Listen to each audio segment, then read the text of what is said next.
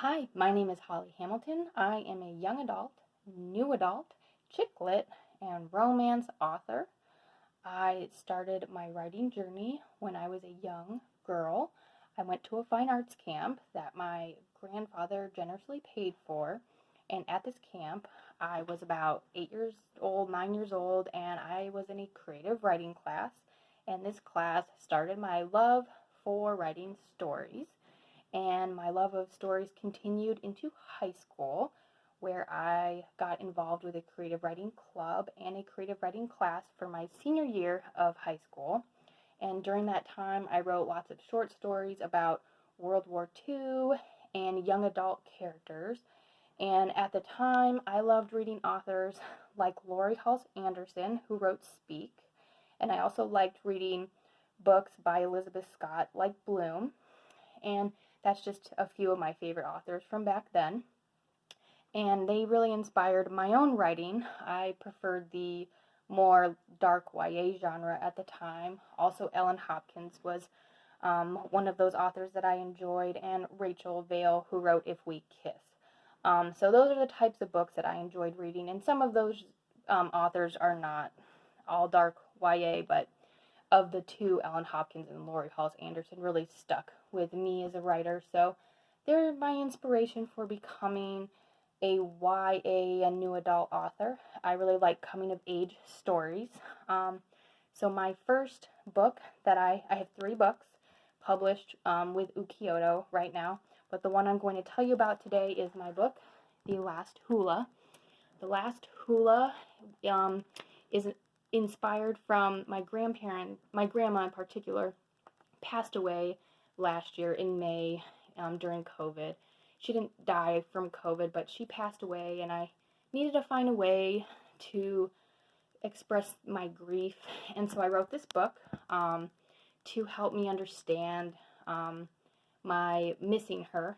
And so this book is also inspired from living in Hawaii. When I first got married to my husband 8 years ago, we moved to Hawaii, and he's from there, and he used to work for luau's and used to be a fire knife dancer and knew how to do hula, and I learned a little hula while we lived there, and I just wanted to put my love of hula and Hawaii together with my grief of my grandma, so I wrote The Last Hula to help me get off my feet and really just help inspire people to deal with their own grief of a relative coping. So this book, I will read to you from the first paragraph of my book, and it says, "The light in my tutu's eyes is fading, fading into the black void. The black void is where the dead souls go. For my tutu, I hope it's the stars. The stars live by the thousands in their black celestial blanket. When tutu dies, the world will be changed forever. Change is good, but not when you're a hula dancer, carrying on the tradition. Traditions don't change, just the people who carry them. My tutu taught me everything I know, and before her light fades, I want to dance one last hula." So this book just really helped me understand and how to help me understand my grandmother's death. So I think she would be very happy and pleased with this book. It's dedicated to both of my grandmothers, actually, who have passed away. My first grandma, who passed away, died of cancer 15 years ago, so I miss her very much too. So this book is for both of my grandmothers.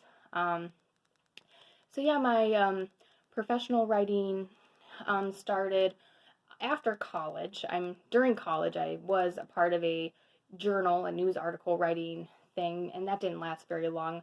My other professional writing career things were ghost writing. I used to do ghost articles where I would write about baby products, or if a client needed something on dog food written up, I would do that for them.